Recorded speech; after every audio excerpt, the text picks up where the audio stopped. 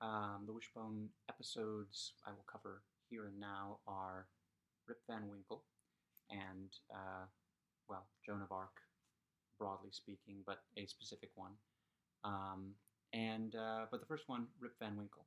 And this episode called Digging Up the Past once again goes back to an often, so far at least, repeated theme in these episodes, which is essentially digging up the past. It's looking into the history of the town, and for a show that centers on uh, really digging through the past, all these classic novels from 100, 200, 300 years ago, and stories, it's no surprise that it keeps going back and it finds different ways to do it.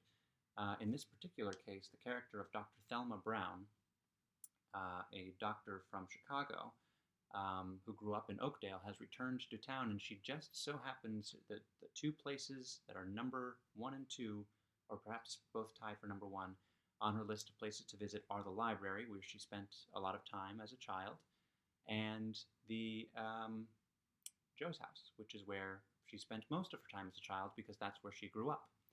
And so there's a lot of, and this is something that I have been the sort of thing that I've been interested in. Most of the houses that were important to me growing up are still in the family. The one big one that is not is my dad's parents' house, which was sold a couple of years after his dad died. And I guess I heard somebody in the family went by and talked to the new owners a couple of years after it was sold, and they'd done some renovations and went in and saw how it was. And I'd like to do that someday. And maybe once again go into the houses. Like the houses, I guess not right next door to the houses where I grew up because I have, taken care of cats in one of them. But it's an interesting thing to do. Is all I'm saying is to go back years later to houses, and it's maybe a little bit weird thing to do because they're complete strangers, and why should they believe that I spent a good portion of my childhood in the house? But still, I'm getting way off track. But it's an interesting thing, and this being a children's show, Dr. Thelma Brown is completely harmless, and everybody is friendly and trusts each other, and it's great. It's an example to follow. And this, of course, has to do or ties in with the Rip Van Winkle theme of Rip Van Winkle going up into the mountains and sleeping for 20 years and then coming back to town and everything has changed.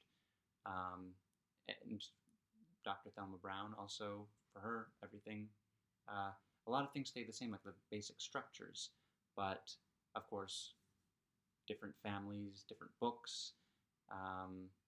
Her bedroom is now Joe's bedroom, and there's a neat little treasure discovery on a small scale in there, and then they go on a bigger treasure discovery in the front yard. Now, this Rip Van Winkle itself is very short. It is, I think, about 30 or 40 pages. Rip Van Winkle, 53 to 85, so it's about 32 pages. Not like, say, Oliver Twist, which is way longer than how it is represented by Wishbone. But this, Rip Van Winkle, not a lot that they need. It's more about setting the feel of the place, of the Hudson Valley. And it really does a good job. I used to visit Woodstock fairly regularly growing up, and all the woods and the cabins and things, and it really is. Rather, that area is like as it's represented in the episode of Wishbone, very woodsy. Even though the buildings now are mostly more modern, it still has the feel of a little town square that's kind of not as orderly as, say, New York City. Not laid out like that and busy. So I really like it for that. And again, it's represents the story pretty well. And I think I guess that's all I really have to say about that. Of course, eventually, it's mostly a Joe and his mom and Dr. Thelma Brown, but David and Sam eventually, and Wanda, um, very funnily, she figures in eventually, but David comes in with when they're on that other bigger treasure hunt. David suggests first he brings out a metal detector because of course David has a metal detector, and then he suggests that he could build some kind of advanced sonar machine that they could use to map under the whole front yard. I don't know. It's one of those kind of could he actually do it things, but maybe he could. He has shown himself to be uh, quite a technical whiz. Um, there's one couple of things. The episode aired in 1995. Dr. Thelma Brown says she was born in 1919, which makes her 76 in the episode. And there's also a line, I'm assuming that was an accident. Wishbone says it, and I didn't see exactly what happened, but it seemed like maybe Joe had, like, Wishbone's up on the bench, and Joe takes off his backpack and might have knocked into the dog. And it's one of those things where I wonder, did they filmed the scene and they thought, it's good enough, we'll go, and then they noticed that or something, and then the actor who voices Wishbone said, let's just put in a line in there. I'm assuming that was an accident. So kind of a later improv that made it into the show. And the themes of time capsules and hiding things. I've always wanted to bury a time. I think I was involved in some like school-related class time capsules that happened, but I don't have firm memories. But I'd love to do one of my own one day. I know there's one buried in the. I may have mentioned this during the Tom Sawyer episode thing, but I think there's one buried. There is definitely one in the wall of one of the gyms where I went to high school. And I'm hoping to still be alive to attend when that is broken open in 2094. So that's pretty much that for Rip Van Winkle, and you'll see this book again, of course, because Wishbone also did The Legend of Sleepy Hollow. And I think I've got more plans for this as well. The other episode was Joan of Arc, and, the title of this one is lower, but I'll just concentrate on the picture. This is St. Joan, the George Bernard Shaw play about Joan of Arc. And it is not what the episode Bone of Arc is based on. Bone of Arc is most directly based on personal recollections of Joan of Arc, which was not written by Joan of Arc, it was written by Mark Twain. It's similar to the Shaw version in that it's a fictionalized version, probably less mystical or whatever than St. Joan, but a fictionalized version based on a historical figure. I don't know that there is a definitive historical record of Joan of Arc. I've been looking, and I hope to find one eventually. The movie The Messenger seems pretty good. But again, I don't know historical accuracy-wise. I have not read this book, but I have seen the play. And I saw it with Condola Rashad as Joan of Arc, and Lieutenant... the guy who wants to marry Keira Knightley in the first Pirates of the Caribbean movie, who then becomes a pirate of sorts in the next two Pirates of the Caribbean movies. That's just fun. It was an interesting, weird George Bernard Shaw-ish play. I'm sure that if I actually read the Mark Twain version, which I'm told is hard to find, then it would be a little more normal. But anyway, it's all Joan of Arc, and the story that they tell along to parallel Joan of Arc's is a Sam-centric story, and it has to do with she's really good at soccer, but she's not on the team with David and Joe. But that team, their team loses a player, and the machine gets cranking to get Sam on their team. And it's a tight squeeze, and ultimately it's not a girls can't play on boys soccer teams story, which is kind of what I was expecting. And it's kind of a Joan of Arc, the skepticism, I'll get to that, her joining the army, basically. but it comes down to uh, technicalities in the rules about when players have to be added to the team roster in order to qualify for a game. The game is only a couple days away. She's got to try out for the team, etc. So um, that's the she has to.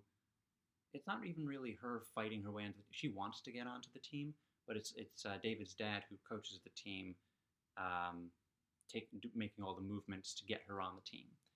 Um, but she is quite good, and this was an episode for the dramatization of Joan of Arc's story. It's an interesting one because it's the first one, and there are a couple more, but it's the first one where Wishbone does not play the main character in the story that's being adapted, the dramatization.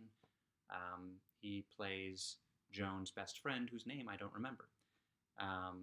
But it's something that they were willing to do, and which would be key in future stories. And if there was ever a revival of Wishbone, in order to do more diverse stories and classics, Wishbone couldn't always necessarily play the main character.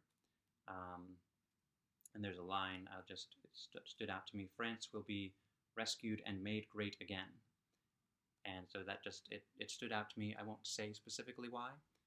France will be rescued and made great again. You can guess why it stood out to me. It was just funny. So the dramatization, and I guess Mark Twain, and again I don't know the historical veracity of this, starts out by establishing Joan's character. She helps a homeless man, and she they play down the, like, she says what I just read. She says that to her Wishbone friend, but I don't know that it specifies how she knows. And historically, what she said was God was talking to her, and they didn't play that up in the story, perhaps because it was PBS, perhaps also to make it more about a human's devotion to a cause and the work that she is willing to do and the power that she can find in herself to parallel with Sam playing soccer, rather than a historical a story of God is real, he's talking to me, and that's why you have to listen to me, which is my understanding of the historical Joan of Arc. But it's also, I think, everybody's understanding of the historical Joan of Arc. There's a Simpsons episode that where Lisa is Joan of Arc, and it tackles that pretty funnily. Let's see. Sam's biggest, since she is a great soccer player, her conflict, however briefly, as all of these conflicts are pretty brief, or for the most part pretty brief in these stories, is she kind of lacks confidence. And so there's a scene where she's talking to Joe's mom and Wanda about all this pressure that's suddenly on her because she wasn't on the team before. It's something that she wants to do, but she feels like there's a lot of pressure on her now. And they have a little pep talk, and she's fine, and she scores goals. And then the coach of the other team, and again, it's not, well, she's a girl, she shouldn't have been allowed to play at all. She's the only girl on the team. So I guess at that level, maybe it's not as big of a deal, girls and boys playing on the same team. And really, it's probably not that big of a deal at any level. I'm not in sports. I don't know exactly how much of an issue that actually is. But for instance, in tennis, are there any male players who could compete with Serena Williams? That sort of thing. So that's not the issue, but he says, and he didn't bring this up, the opposite side coach didn't bring this up at the beginning of the game. He brings it up at the end of the game when he's lost. So you kind of suspect he would have let it go if he hadn't lost. But he says she wasn't technically legally added to the roster, and so her points don't count. She's the only one who scores points. And so out on a technicality, just like Joan of Arc. Joan of Arc, they did not, and in some cases they did, the Wishbone writers did abridge the stories to avoid tragic endings, but not in this one. It does end with Joan of Arc getting burnt at the stake. Oh, another version of Joan of Arc that I saw with Marion Cotillard. There's some kind of opera or operetta Joan of Arc at the stake, or Joan at the stake, something like that. That was quite good too. There's a lot of great Joan of Arcs, and I would argue the Wishbone version is one of them for kids. And so, but that's an interesting, arguably brave thing for a children's show to do, to not gloss over that Joan did all this, and also it's a nice parallel. That's how they it's a nice parallel for the Sam story, where she did everything right, but on a technicality, things didn't work out the way we were rooting for them to work out as the audience, and that everyone that we care about in the show wanted them to work out. Life's not always fair, that sort of thing. And so, yeah, it was a good episode, good lessons, and hopefully, like so many things, hopefully, like the ones based on novels, inspire people to read the novels. I mean, it got me interested in Joan of Arc. I knew Joan of Arc references going forward, and was curious about Joan of Arc because of the Wishbone episode. So there's that. And one of the things I learned about Joan of Arc, and I'll leave with this, and that they didn't address, is that her trial was so much more, like everything about her pretty much, was so much more complicated and nuanced and bizarre than is represented in the Wishbone episode. And what they ultimately executed her for was cross-dressing. So that's the weirdness of history for you. But again, not Wishbone is just, kids, be interested in this, and here's why you should be interested in this, and it's good for that reason. So that's that for those 2 episodes. I won't do another one this week because of Christmas, but next week. And I think, let's see, Don Quixote and Faust. I've read Don Quixote. I'm familiar with Faust. I don't know if I've ever technically read it, and I don't have either physical book here with me. So there will be only the pad of paper for a prop next time. Let's see. I guess that's it. So have a good Christmas, and I will wish a good New Year after Christmas, but before New Year. Let's wag another tail.